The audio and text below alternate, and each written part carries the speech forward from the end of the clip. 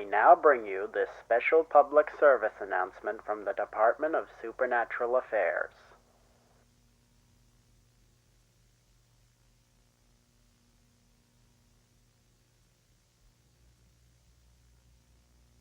For many, walks home after dark are a common occurrence following work or a social event or even just for leisure. However, sometimes the dark is not quite as peaceful as it may seem.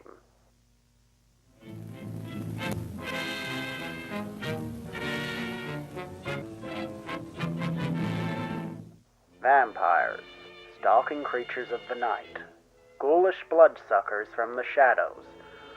What were once simply the subject of nightmares and chilling fiction are now known to be a real danger to all men, women, and children. These creatures date back to the earliest recorded history of mankind, perhaps even earlier.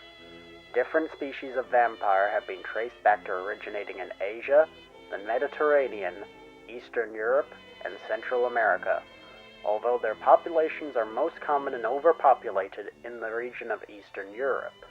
Fortunately for citizens of the United States of America, the presence of vampires on U.S. soil is limited. However, the threat of a vampire attack for the average citizen is still possible, making it important for you to know the basics of recognizing and repelling a threat when and if it occurs. The first thing you need to know about vampires is that an attack can happen anywhere, in any environment, be it rural or urban. There are two distinct types of vampires you may encounter. The first are more feral and monstrous in appearance, often appearing in rural wilderness, such as in deserts and forests, and dwelling in caves during the day. These vampires are mainly a threat to you if you are on a road trip or camping. The second type of vampire you may encounter is more dangerous due to its ability to blend in with those around it. These types of vampires will integrate into modern society to an extent, dressing in a civilized way, living in modern homes, and socializing with those around them in order to gain trust and access to potential victims. Despite this, however, there are a few telltale signs that may help you to determine if your new neighbor or acquaintance is a vampire. First and foremost is an aversion to light. A prominent sign of their true nature may be a lack of presence during the day. A vampire has a severe aversion to daylight, which if exposed to causes severe discomfort, pain, and if the exposure lasts long enough, death. As a result, any vampires hiding as a member of your community will only be able to attend social gatherings or events that take place after sundown.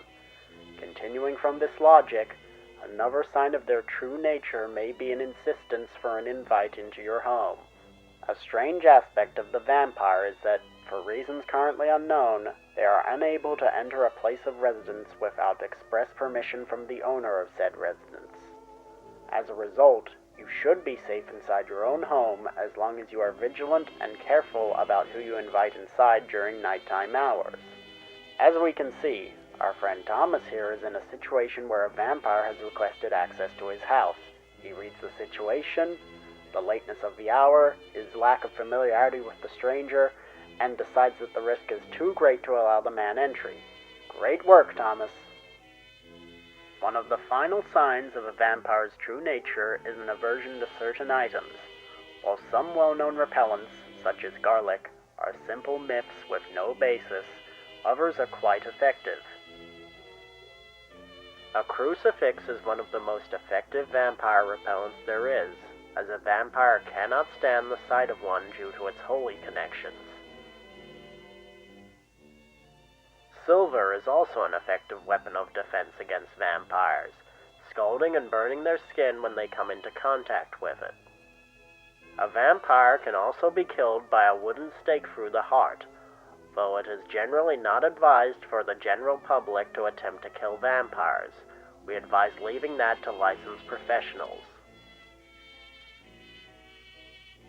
A mirror can also act as a repellent to social vampires, as it reveals their true nature due to lack of reflection.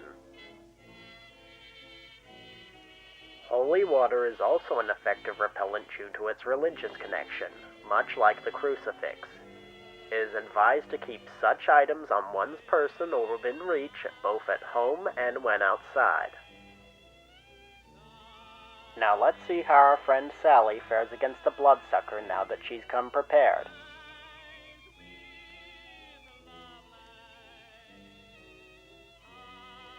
That's right, Sally.